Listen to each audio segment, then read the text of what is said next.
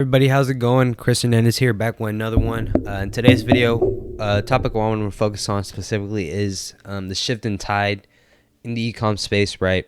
Post iOS 14.5, talked about it in last video. I want to hit on it again, and I want to make it very clear, right? So if you don't know who I am, I run my own digital ad agency. We specifically focus on helping ecom brand owners, roughly doing 5 to 10K a month. We help them scale to over 7 figures using our 4-pillar process, right? With that being said, a lot of people are believing that you can still get by in the ecom space by being average, right?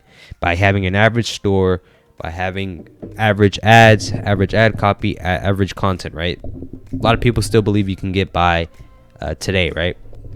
I want to let you know that that is not the case. That is clearly not true. And if you decide to try to be average in the ecom game, you're gonna get obliterated and you're not gonna make any money, right? There's been a shift in tide between the average marketer and then the expert marketer, right? You cannot be average anymore, right?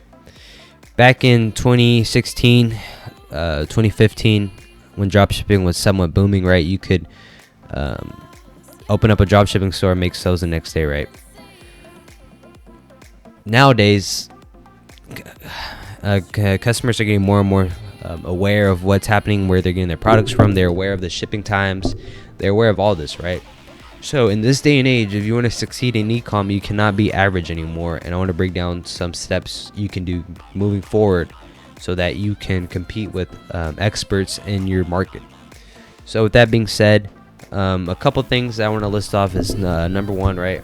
Having multiple conversations with ecom brand owners from different various levels, from some making 10K a month to some making only 2-3K a month, right?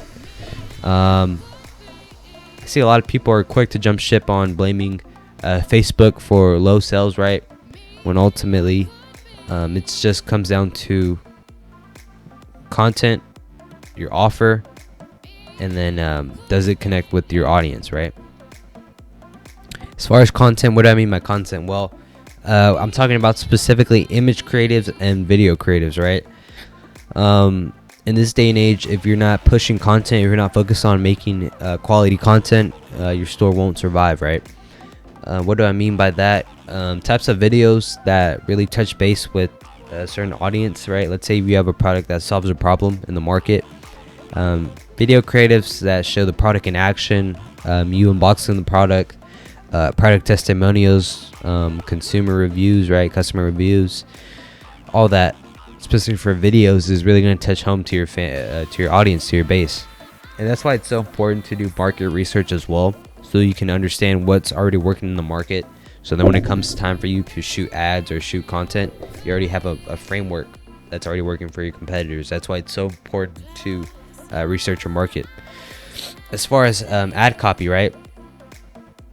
Ad copy should really, I feel like it's underrated and it's not valued enough. Ad copy really tells the story. It creates that, it invokes that emotion into your reader, right? Or into your audience. So let's say, I look at it like this. The content is the eye-catching, or the creatives are the eye-catching motion. So let's say, right, somebody's scrolling through their feed, they see your ad pop up, boom, your creative gets them to stop what they're doing to get more information about your ad, right? And they read the ad copy, they read the headline, they read the ad copy, they see it goes hand in hand, this is exactly what they need, boom, they opt in. So as far as ad copy, a couple things, right? You need to make sure that you're touching home to your audience, right? To your you're calling out to a specific somebody, and that really just comes down to, like I said, market research, the ability for you to narrow your audience and get really niche specific, and you already have like an identity of your ideal consumer. You're already winning. So the moment you implement that and you put that into the ideas of when you're laying out your ads, right, you already have a mindset. So when it comes to writing ad copy, your ad copy should just flow. You should, when I talk about people who write ad copy, right, or focus on copywriting, the general idea is that if you're able to write like you're informally, like you're talking to somebody in a bar, and it's so much easier for it becomes it's like the consumer wants to read your ad copy because it's so easy for them to skim through, very informal but very direct, but also you're calling them out. You're offering them a solution to the problems they've been struggling with for months and months and months. So yeah, make sure your ad copy really touches home to your audience by researching your market, understanding what they like, understanding different reading. Also, I feel like Reddit is underutilized. I feel like online forums are severely underutilized, right? If you go on Reddit, type up like a certain keywords regarding your market, and it could be your product as well.